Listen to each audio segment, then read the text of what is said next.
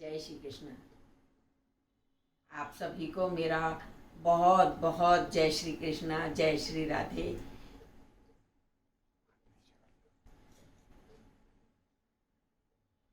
आज मैं आपके सामने एक बहुत ही मन को प्रसन्न करने वाली और अद्भुत अपनी अनुभूति प्रस्तुत करना चाह रही हूँ। कृपया ध्यान देकर सुने।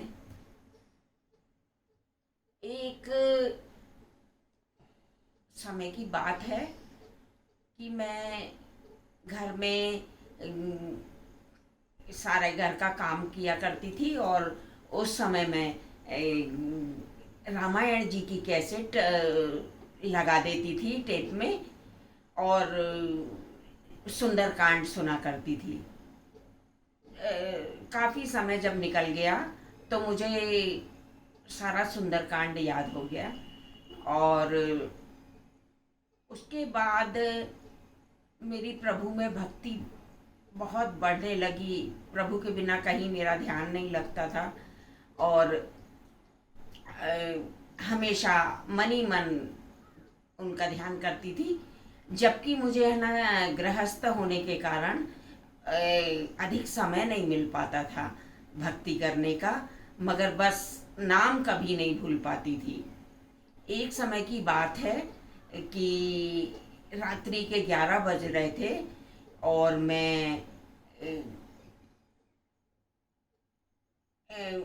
घर के आंगन में लेटी हुई थी और मेरी आसमान की तरफ नज़र थी। अब कुछ समय मैं देखती रही आसमान में तारों को और अचानक ही क्या होता है कि आसमान पे 2 बादल बने हुए थे सफ़ेद कलर के और उसके बीच में जगह खाली थी। तो देखती क्या हूँ कि पीछे एक सफ़ेद का बादल के पीछे से शिव जी आए और बीच में जो काला बादल था उसमें खड़े हो गए और देख के मेरे को मुस्कुरा रहे थे और उनके स्वरूप की तो मैं शब्दों में वर्णन ही नहीं कर सकती हूँ। इतना सुंदर स्वरूप, नाग लिपटा हुआ और मृगछाला, त्रिशूल और बहुत ही सुंदर, यानी शब्द ही नहीं है मेरे पास उसको व्यक्त करने के लिए। तो क्या देखती हूँ कि मैं ना अचानक यहाँ धरती पर तो मेरा कोई जैसे अस्तित्व ही नहीं रहा हो। मुझे कुछ भी नहीं पता कि मैं कहाँ हूँ, क्या है, कौन हूँ, कुछ भी नहीं पता चला। और अचानक मैं शिव जी के पास पहुँच गई। तो वहाँ पहुँचती हूँ और मैंने उनके दोनों चरणों को पकड़ लिया और दोनों को चरणों को पकड़ के और उनके पैरों में सिर रखकर और मैं खूब जोर जोर से रोने लगी और मैं बस यही चिल्लाती रही कि मुझे अब कुछ नहीं चाहिए संसार में, मुझे दुनिया में अब कुछ भी नहीं चाहिए, मुझे मेरे भोलेनाथ मिल गए, अब मुझे मेरे भोलेनाथ मिल गए। इस तरह मैं ना उनके चरणों को पकड़ के और सिर रखकर कम से कम 15-20 मिनट तक के मैं रोती और चिल्लाती रही कि अब मुझे कुछ नहीं है, दुनिया में कुछ नहीं चाहिए, मुझे मेरे भोलेनाथ मिल गए। और इस तरह देखा तो 15-20 मिनट बाद मैं अपने आप को वहीं जहाँ पर थी वहीं बिस्तर पर पड़ा हुआ मैंने अपने आप को पाया और मैं सोचने लगी कि ये अचानक क्या हुआ मेरे साथ कि इतनी प्यारी अनुभूति जो कि मैं वर्णन ही नहीं कर सकती हूँ और मुझे प्रभु भोलेनाथ का साक्षात्कार हुआ। इस तरह से मैं धन्य हो गई उस दिन। मैं ना चाहती हूँ कि आप लोगों को भी मैं ये अनुभूतियाँ बताऊँ और आप लोग को भी दर्शनों का लाभ करा सकूँ।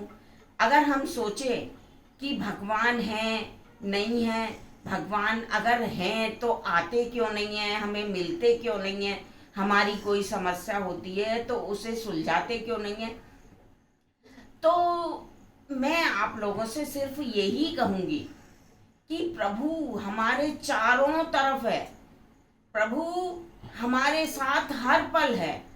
हमारा कोई भी रिश्ता है, कोई भी संबंधी है, वो हमारे साथ हर पल नहीं रह सकता है। सब अपने कार्यों में व्यस्त रहते हैं, मगर एक प्रभु ही है जो हमें हर पल अपने कृपा दृष्टि से निहारते रहते हैं, हमारे अंतरात्मा में आत्मा रूप में विराजमान है।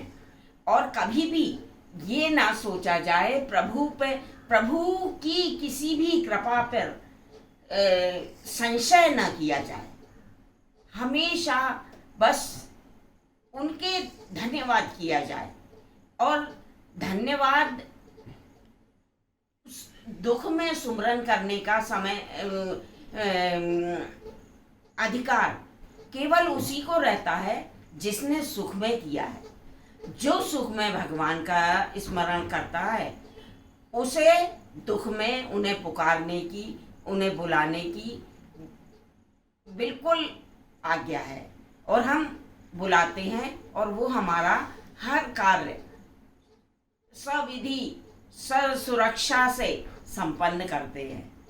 बस यही सोच के मैं सोचती हूँ कि सभी कृष्ण भक्ति से जुड़े, कृष्ण से प्रेम करें और प्रभु का केवल प्रेम पाने के लिए प्रभु से प्रेम किया जाए। फिर देखिए, आपके सारे कार्य अपने आप ही कन्हैया स्वयं करेंगे, आपको कुछ करने की जरूरत नहीं है। मैं शुरू से ही पारिवारिक थी और मेरे बच्चे भी हैं, मिस्टर भी हैं, हम लोग एक स्कूल का संचालन करते हैं, तो उसके कारण मुझे अधिक समय नहीं मिल पाता है पूजन पाठ का। मगर प्रभु कृपा देखकर ऐसा लगता है कि उनके लिए अधिक भजन वगैरह करने की कोई जरूरत नहीं, केवल उसका स्मरण करिए और आप पर अवश्य ही प्रभु कृपा बरसेगी। जय श्री राधे, जय जय श्री राधे।